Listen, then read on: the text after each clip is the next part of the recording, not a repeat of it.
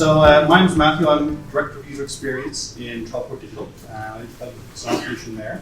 I gave this talk a couple of years ago in UX Cambridge, and I haven't tweaked it too much, but it's a little bit shorter than there. But what I want to talk about today is, it's on the theme of elevating design teams, and really to talk about soft skills that designers need to exhibit, which is on themes of design leadership. But also, it's about how designers can elevate themselves and those around them. That's really part of elevating design teams. It's not about somebody telling you how to do your job. Elevating design teams is about people on those teams exhibiting the behaviours, inspire those around them. The fact is, on lots of design projects, things go wrong sometimes. One of the reasons I chose the theme of the right stuff, I don't know if you've read the book or seen it. It's a great book. It's a pretty good film. But it's a story about the Mercury 7 astronauts and Chuck Yeager, who was the first pilot of the soundtrack.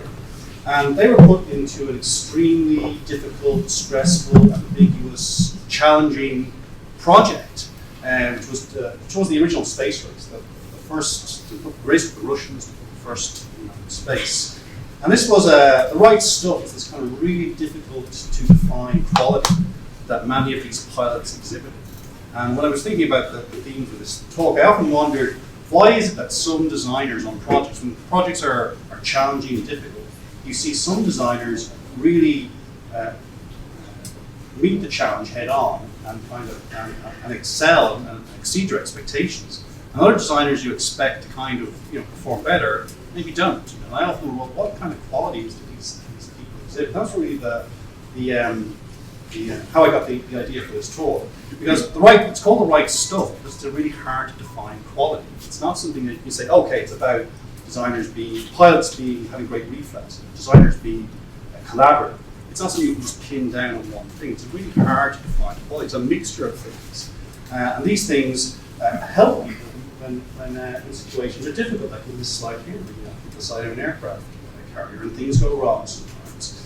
When things go wrong, you really want people to guide you in those situations. Really what part of design leadership is, and part of real leadership is. It's guiding people through difficult situations. And the fact is, designers work on big, complex projects sometimes, and things go wrong. That's pretty common. There may be conflicting objectives, there may be difficult stakeholders, there may be conflicting goals. These are all forms of challenges that we face as designers. And yet some designers manage these situations differently and better than others. Some designers get stressed out, or they waste a lot of time, or they do things that don't matter. They don't really help themselves in these types of scenarios. And sometimes we're lucky enough that we work with people who take it all in their stride. They're the people that kind of inspire us. They're working on a really challenging project, and they really are able to kind of rise up and meet them. They're the ones that we want to work with more. So what kind of qualities do they have? Well, Tom Wolfe kind of defined these kind of qualities for pilots into like, it was their commitment, their courage, their reflexes, their nerve. And this was like these were all the necessary qualities to tackle a really ambiguous, huge project like the Mercury program. What's that got to do with design? The question here is there a right stuff for designers? What I want to talk today is that it's not a list of skills. It's not about being great using Sketch. It's not about sort of technical competencies or domain expertise. It's about soft skills. Is everyone familiar with the term soft skills? It's kind of a concept that's pretty widespread now. It's these kind of behaviours or personal qualities or attributes that people exhibit. And designers also work in these kind of complex, pressurized situations, a lot of uncertainty. And really there's some stuff that equips designers to better cope with these situations. And I think these qualities that you're going to talk about are really synonymous with what's called design leadership. And I mean, I'm sure hands up who is a designer, and hands up who is a project manager, engineer.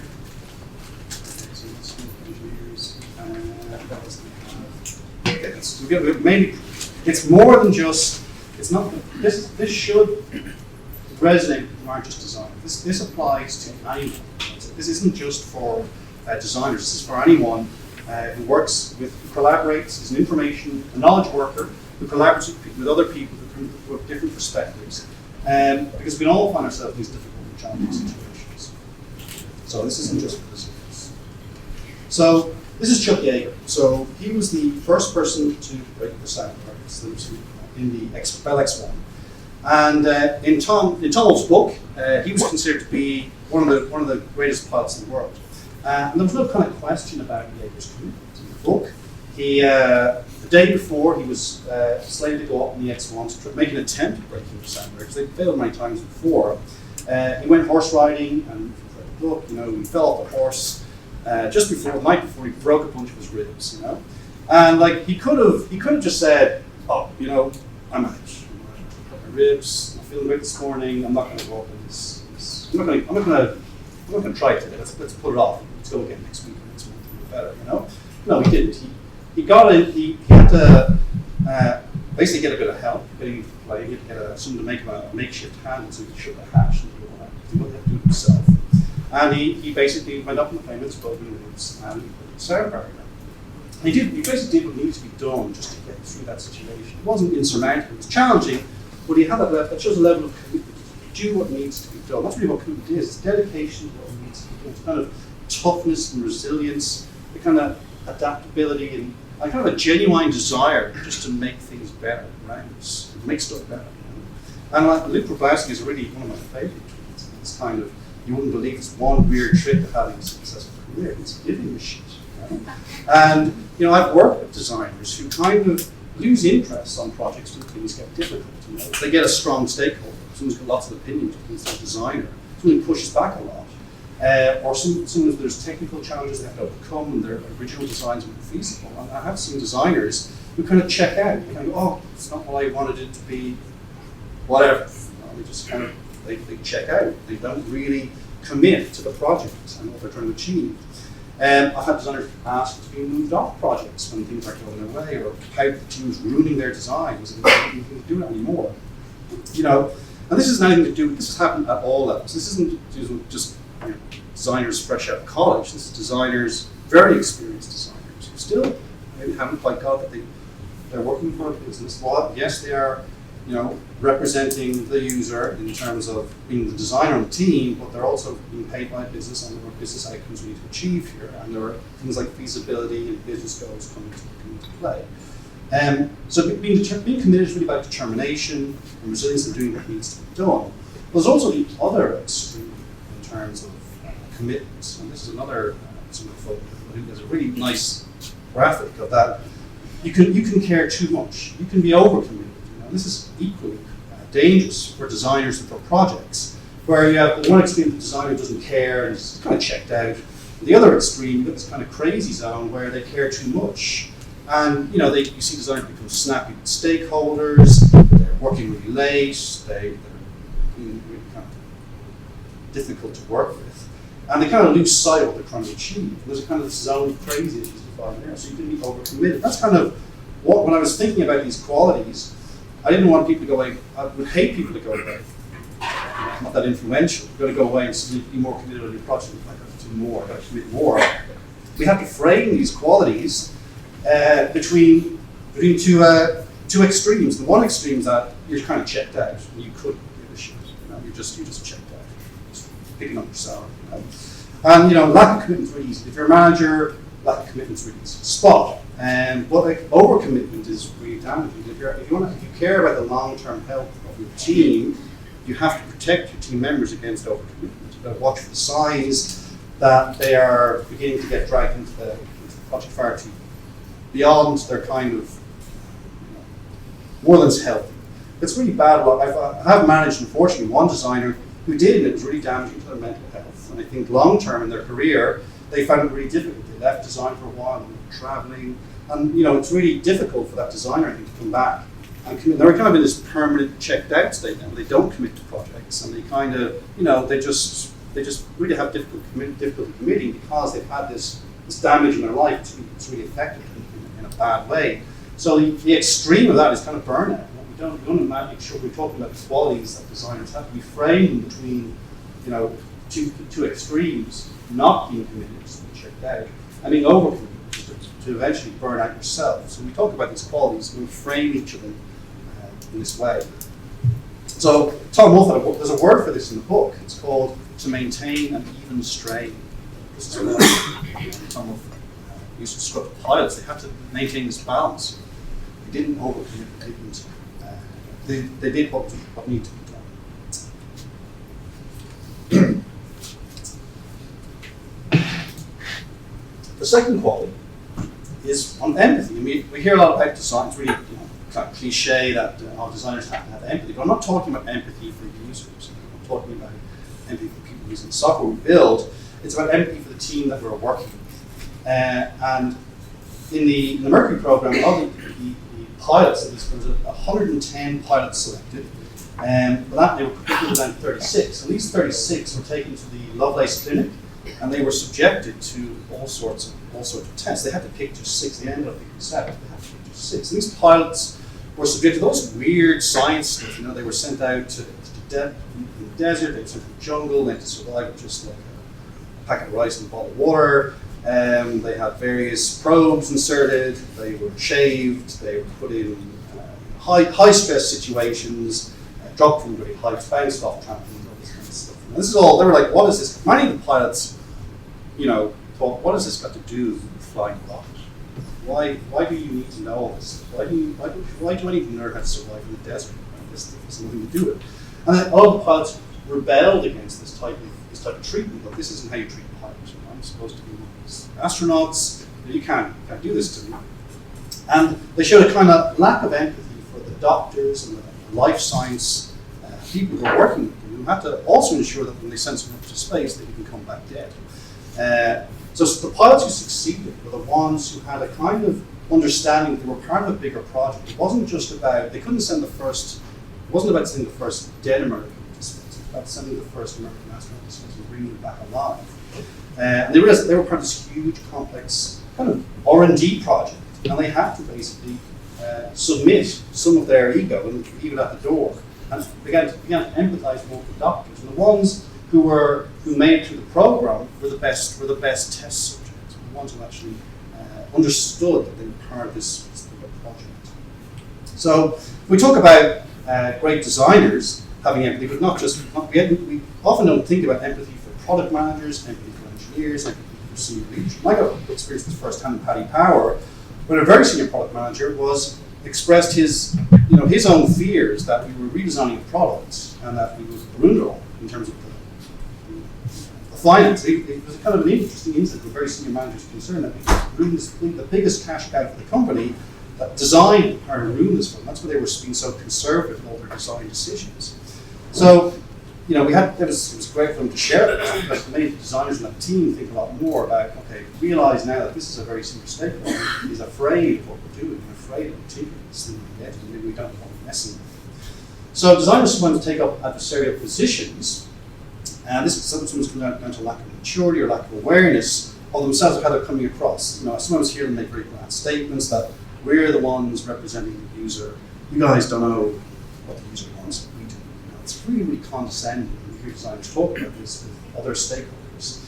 Because lots of people in customer service, product management, may have experience of customers' problems as well firsthand.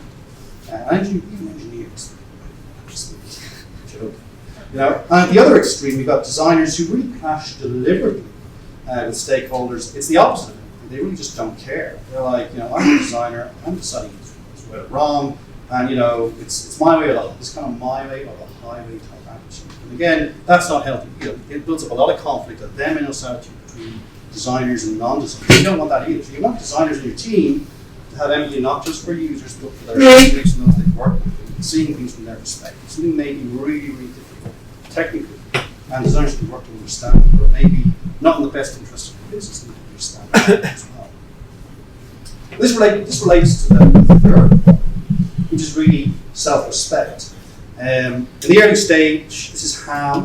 He was the first chimp to emerge into space. And at the early stage of the Mercury program, there was a lot of conflict between the astronauts and the engineers and scientists who wanted to be safe. They didn't want to send a dead astronaut or kill an astronaut. They wanted to experiment with the chimp. And the astronauts were obviously really frustrated by this, because they thought this was kind of diminishing their role. They were just like payload. Astronauts were just there like a spam in a can, basically. And this was really evident in the design of the first capsule, the first Mercury capsule. And when they started building the capsule, they didn't have a window, and they didn't have explosive bolts or an explosive hatch that the atlas of the chimp could get. Because you don't want a chimp to trigger the explosive hatch and get out. You know? I mean, a chimp doesn't need it. What's he going to say? He can't say anything. You know, they didn't have any controls for the pilot. This is the final straw for the astronaut, because they were pilots and there was no control. They were just sitting in this thing being shot into space, and this is what you do with the finest pilots for generation. So there was no controls, no windows, no escape hatch to get out of the thing, and you know, they weren't involved in the design of this capsule. It was pretty apparent that their role was being diminished by the engineers and the life science people there. He said, "Look, you know, you're just payload. You don't matter." So obviously, what did the astronauts do? They pushed back a lot. You know, they stood their ground. They had that kind of wherewithal to say, "Well, we're not. Yeah, well, we're good subjects, and we realise we're part of this big project. It's bigger than us. You know, we have a role to play here, and a really important role to play. That's like we're representing our country against the Russians. This is the Cold War. This is the fight for hearts and minds, and you know, we have a part to play. And if we're just seen as, you know, one step up from a chimpanzee, then that doesn't really, that isn't really esteemed as highly in the eyes of the American public. So they demand these things: a hatch, a window, and controls to fly the. And they needed a they were doing lots of publicity at the time. They were visiting factories, and they argued that, you know, it's not that okay for us to be represented or to be replaced by a monkey. If it's just a monkey we're sending up, there's going to be no public interest. If there's no public interest, there's not going to be any funding. If there's no funding, then there's going to be no program. So they really painted a very clear picture that, you know, ultimately, at the end of the day, if you send a chimp up here, you maybe get to do that once. But pretty soon you're going to have to change the design of capsules and sending astronauts up. We're going to be left behind here after the start. The way they put it was, there's no books, there's no book projects. So designers have to also be extremely of having, I wouldn't say self-worth or self-respect, being able to really communicate that. They have the designers there to deliver a lot of value, they bring a lot of value to the table, and they've got to communicate that and stand their ground sometimes, explain to people the value of design as well. So, on the one extreme of self-respect, the other extreme you've got servility. And sometimes I interview designers who maybe are working in a very engineering-centric company or a startup, and they kind of feel like they have no control. You hear a lot of their frustrations of working in an agile environment where they don't have any say in the process, and they're just going through the motions, and they're kind of not really standing up for themselves. It's like, you know, I can bring a lot more value. It's really sad to hear sometimes. So self-respect is important. But then, at the other extreme, you have kind of an arrogance as well sometimes, where designers, you know, they feel like they're the star of the show and nothing else matters. You have that balance between self-respect and civility. You know, you actually communicate valuable designers do for the team as well. The fourth quality then is decisiveness. Decisiveness is really about decision making and making good decisions quickly. There's a concept in piloting that's called decision fatigue. And this is when a designer, or a pilot rather, is overcome with the complexity of the situation. It's especially common in situations where planes crash. They have too many decisions to make, and their ability to make good decisions is impaired because they're faced with 20 choices. And they start doing things, focusing on things that aren't important. They end up making bad decisions. This is a negative feedback cycle, and they end up crashing things as a result. It was actually discovered through a lot of analysis of flight data records and so on. And this one happens on design teams as well, where designers become confused as to what is really important that they work on and what isn't so important. Obviously, it's not as catastrophic for a designer as it is for a pilot. This is Alan Shepard, and he was the first Mercury pilot the first Mercury astronaut to go into space, the first American in space. And when he was going up, when they were about to launch, they had a lot of holes. They were supposed to shoot him off, go into orbit, not into orbit, but into space for 15 minutes and come back down. But the weather was bad, various different things kept breaking. After a few hours sitting on the launch pad, he had to go wee. They weren't expecting this. So there was much discussion backwards and forwards. They told him to just wee in the suit. Just go in the suit. Hopefully the thing will explode, you know. Well, it didn't explode, but it did set off a lot of sensors. The whole biometrics dashboard and control center lit up. His body temperature seemed to shoot up, and all the flight controllers all freaked out. Like, oh my God, you know, cancel the flight. And they were worried the sensors would short circuit and the thing would explode. Pure oxygen tanks would ignite at the end of it. And of course, Alan Shepard is the guy sitting on the rocket. He's the one in the best position to work out, this is really dangerous or not. And after a few minutes, when we started to cool, he thought, I'm cooler than you guys. Why don't you fix your little problem and light this candle? It's kind of what he said to. It's on the record. That's what he said to flight crew. He said, look, just let's go. It's fine.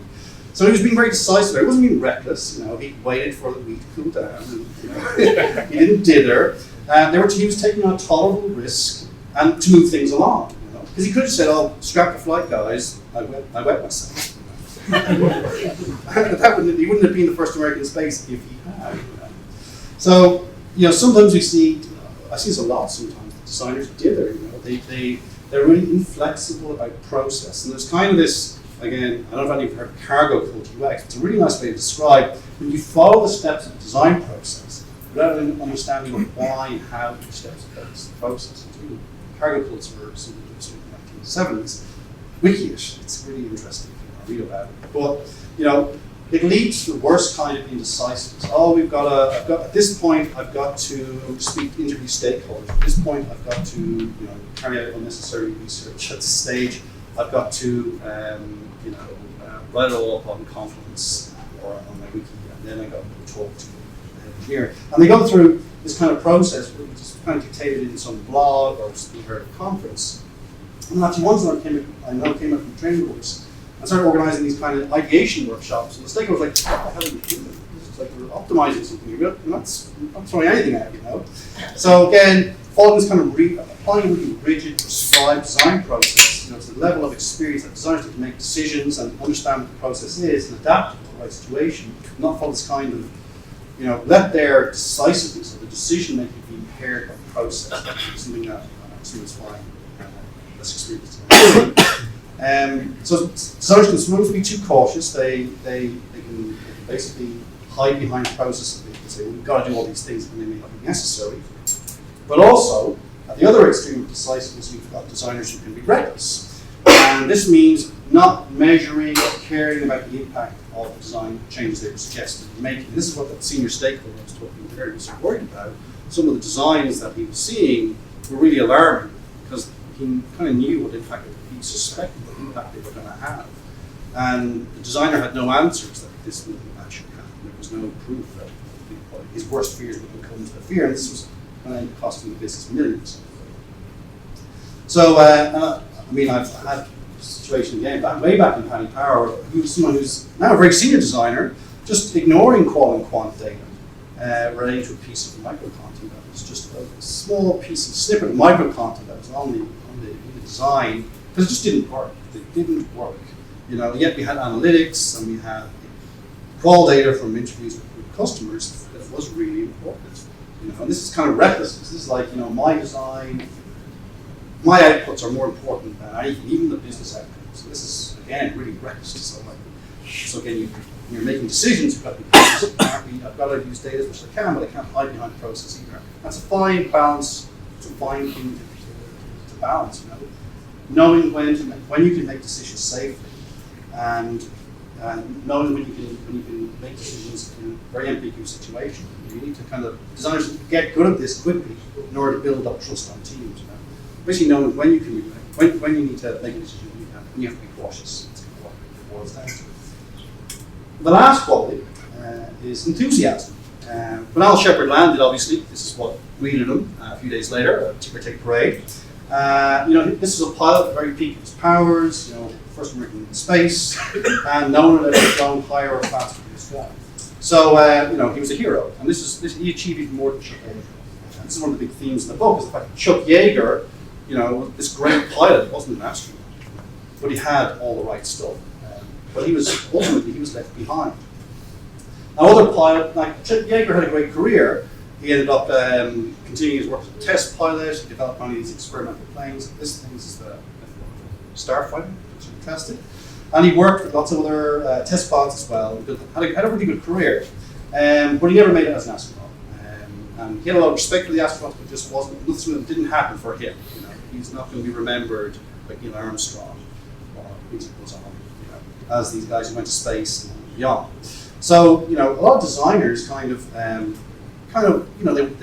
long to work on this hot new startup or this hot new technology. It's really worth a project, work at the cutting edge, or something that has immense meaning or scale. We all want to work for these types of companies and have the kind of opportunities in their lives. But the fact is, a lot of work can be really humdrum.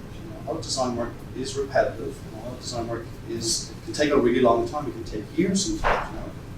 And I think the best designers I've worked with bring a kind of an enthusiasm, a sustained enthusiasm to the projects they work on. That's really kind of infectious with people they work with. And they have a high degree of profession. They're happy with their kind of lot. They're not so happy that they're complacent, but they're really happy with what they're doing. And I think it's worthwhile. And the opposite end of kind of designers who lack any kind of enthusiasm and bring the whole team down, have a really demotivating effect on those around them. I've had them in my teams, I've been hurt in my teams, and it's really hard to overcome this kind of cynicism and hard-bitten negativity that you sometimes have in team members. It's really, really difficult as a manager to kind of maintain positivity, but this person is kind of her on the dish, it's just everything's wrong, nothing can be right, it's really cynical. At the other end of the spectrum, UX-topians, This isn't the word I need to see before. Have I even seen the word UX-topian before? Do you have an idea what it means? Yeah? UX-topians. I think I invented that. So, there is a lot of UX-topians, I actually think are even harder to deal with, or even harder to keep happy, because they read about how it's done at the BBC, or it's done in Intercom, and this is how these guys do it. We should do it this way. And nothing can be right in their eyes until either they are working at the BBC or working at Intercom. And whatever we're trying to do is is unimportant and uninteresting. And the saddest thing I think about UX-topians is that they never invest any effort in fixing the things around them, in improving their own team. They point to how things should be. They point at Apple. I hate the guys that point at Apple. And they point at Google. These guys have infinite budget. It's like, they say, we should do it like Google, we should do this. And it's really hard. And they just point and say, we should do that. They send round blog posts on Slack. They harangue their team about how that wasn't how Apple would have done it. And these guys really get you down because you can't keep them happy. And eventually, I think a lot of them leave, and ultimately leave the design industry unless they land that job at Apple or Google or Intercom, wherever they want to go, and see for themselves how sausages really get made. But these UX-topians, have unhappy careers. They can be just as damaging to the team, especially junior members of the team. Say, hey, that's how the BBC do it. We should do it the same way. We're doing it all wrong if we don't do the way the BBC do it. So you want people in your team who bring a level of enthusiasm and energy and professionalism, and you don't want cynics. And if you can avoid it, UX-topians, they're just very brilliant. So these are the 5 qualities and the kind of extreme extremities that frame this. It's commitment without kind of jeopardizing the physical.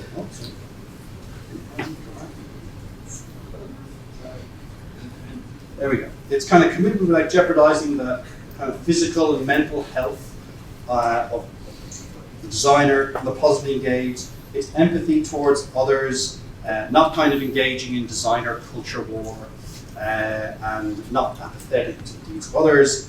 It's respecting themselves and the work they do and not being difficult to work with. It's making good decisions quickly, not hiding behind process or being careless, and understanding the impact that they can have. And also being kind of comfortable with the level of ambiguity. The last thing is just being enthusiastic, coming to work. And I actually think my personal management philosophy is that if you've got a team that's happy, that's a really resilient team. A team that's happy can actually overcome a lot of setbacks. A team that's kind of deep down miserable is actually going to just fold the first bit of setback. A happy team is really, really important. None of these things are actually hard to do. You don't need expensive training to exhibit these qualities. And these are the kind of qualities that we want to see, that I want to see, I like to see in designers. And these things I think embody the qualities. And elevating yourself and those around you is about leading by example. That's what leadership is. Showing people when things go wrong, when things are difficult, leading by example is what the right stuff is really all about. Thanks very much.